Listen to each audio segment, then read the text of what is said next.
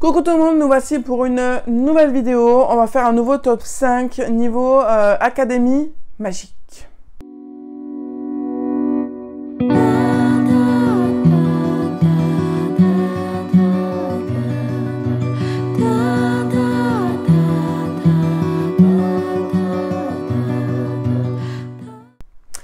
Alors, Académie Magique, c'est le style d'histoire qui me botte énormément, mais qui peut aussi me repousser énormément. Parce que, voilà, j'ai peur à chaque fois de tomber dans des trucs qu'on a déjà vus, revus. Donc là, vu que c'est vraiment la trope en vague en ce moment, surtout en young adulte, avec les Light Academia, Dark Academia, machin, j'ai décidé, moi, de vous faire un top 5 Académie Magique. On a de la jeunesse et de l'ado, donc on va commencer de suite. Avant, je me sers un petit peu de thé.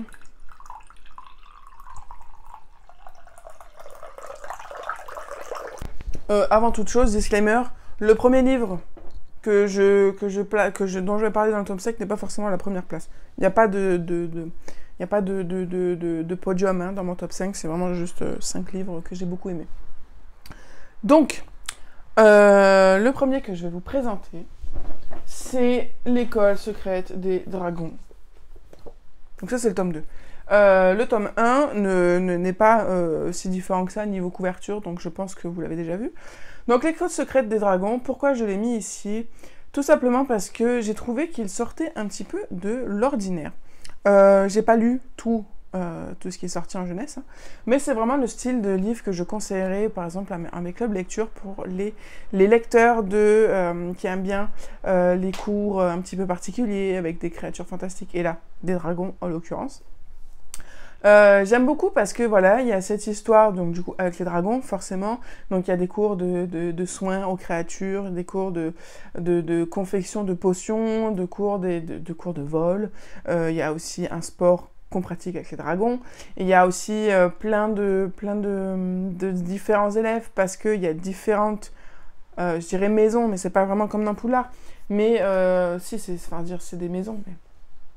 Là, vous avez les 6 étendards par exemple, des 6 clans différents qu'il y a dans l'école.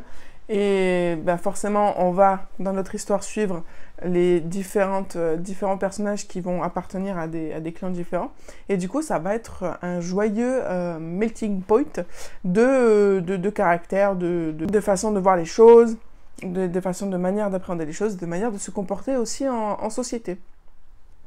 Et donc du coup, j'ai vraiment trouvé ça super chouette.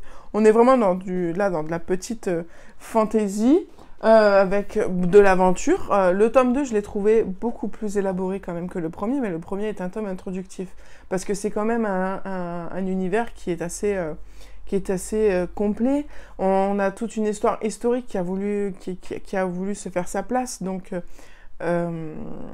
au premier abord, le premier tome peut vous paraître très introductif et très peu développé.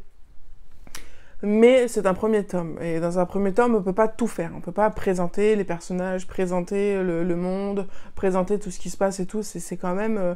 faut y aller mollo. Mais là, dans le tome 2, du coup, vraiment, le côté historique va vraiment prendre son élan ici. Parce qu'on aura déjà fait le plus gros du boulot en tome 1. Et donc là, on va creuser la partie historique, on va creuser les personnages. Voilà. Et puis, on a bien sûr une aventure dedans. Mais cette aventure va vraiment parvenir à élaborer le côté historique.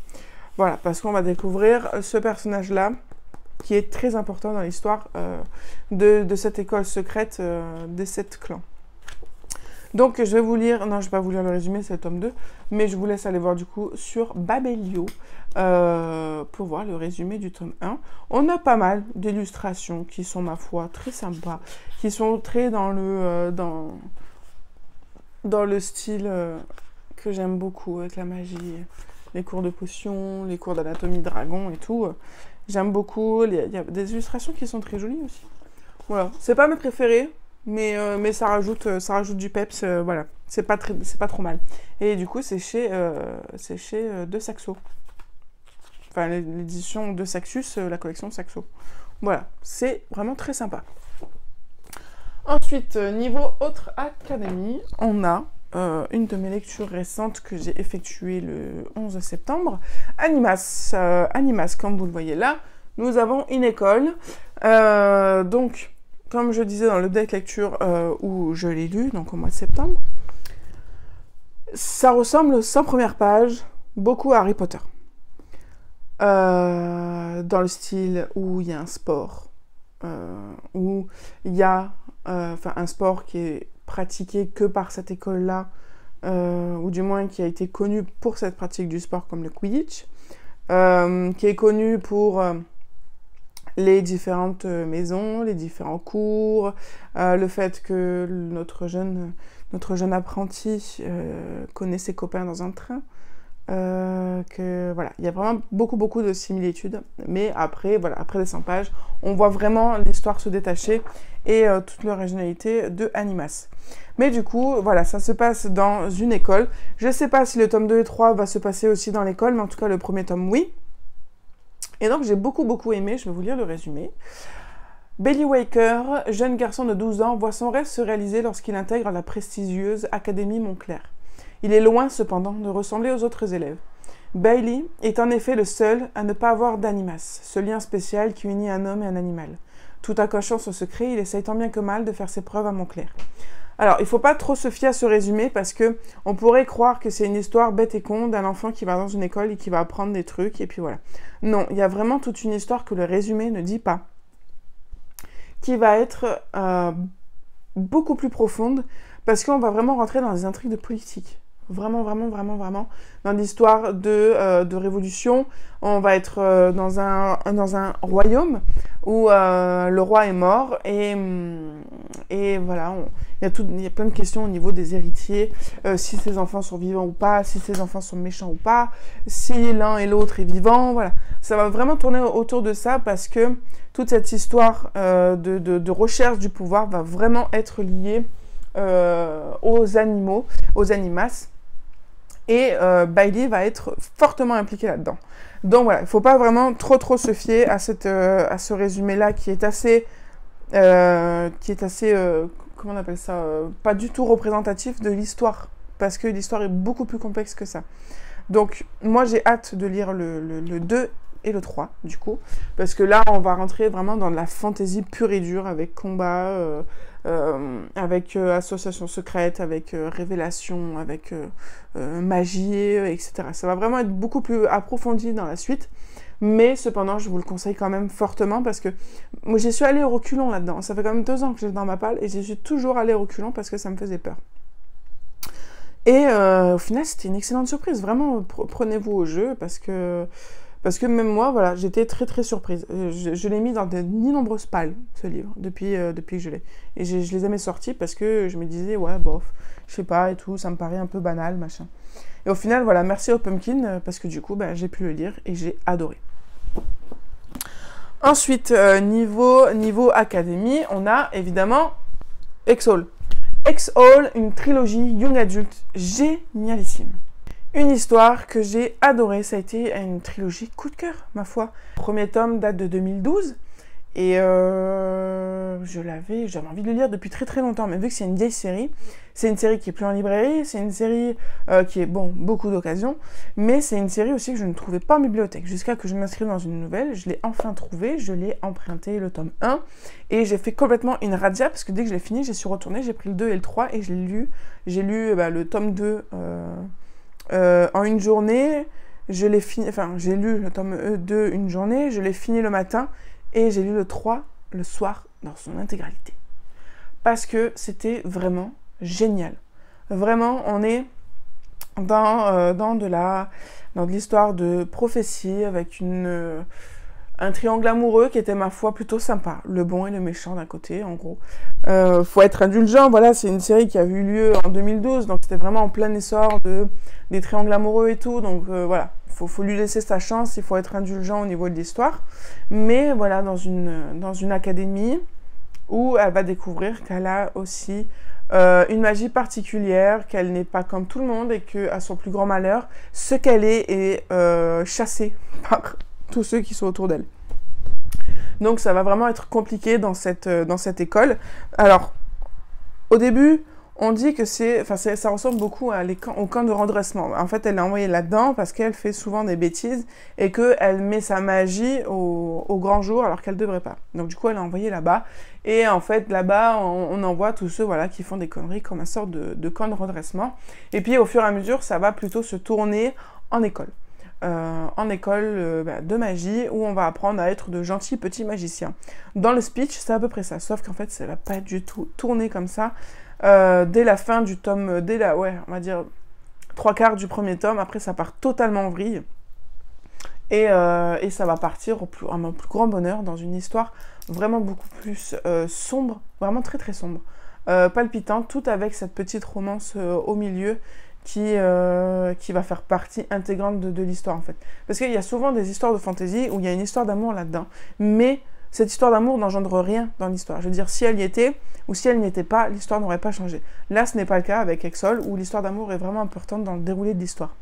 Donc voilà, j'ai vraiment beaucoup aimé Exol. Si vous l'avez dans votre palle, écoutez, foncez. Voilà, mais quand je vous dis, il faut être indulgent, c'est une série vieille.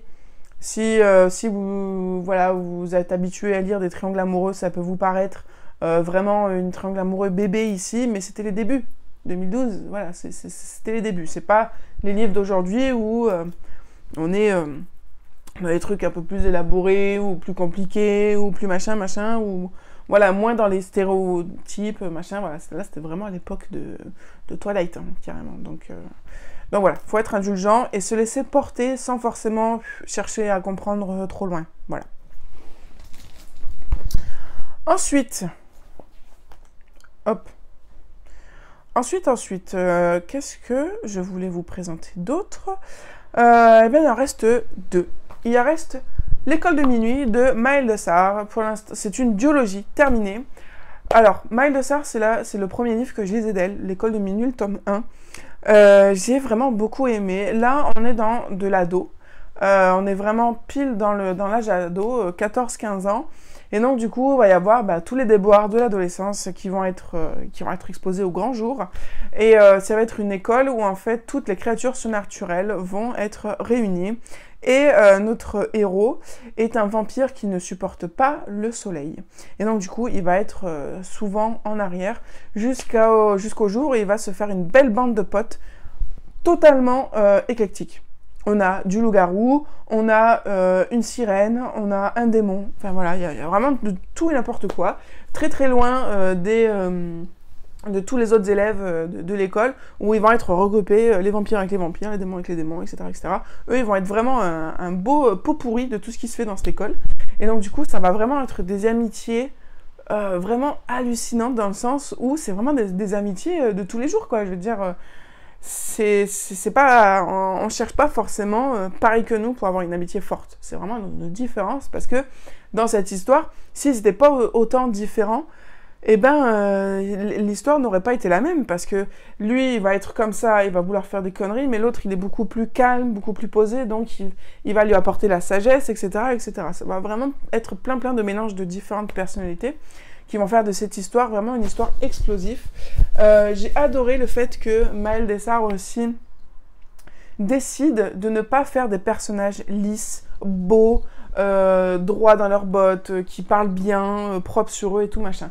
Non, là on est vraiment dans la vie réelle, où si le personnage principal veut dire merde, il dit merde, parce que voilà, c'est pas...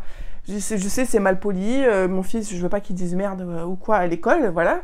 Mais après, quand on grandit, quand on vient à l'âge de l'adolescence, eh ben, voilà, des fois, voilà, 15 ans, moi je disais merde, putain, voilà, tout ce qu'il faut pas. Mais voilà, j'ai adoré le fait qu'elle ne fasse pas de personnages lisses.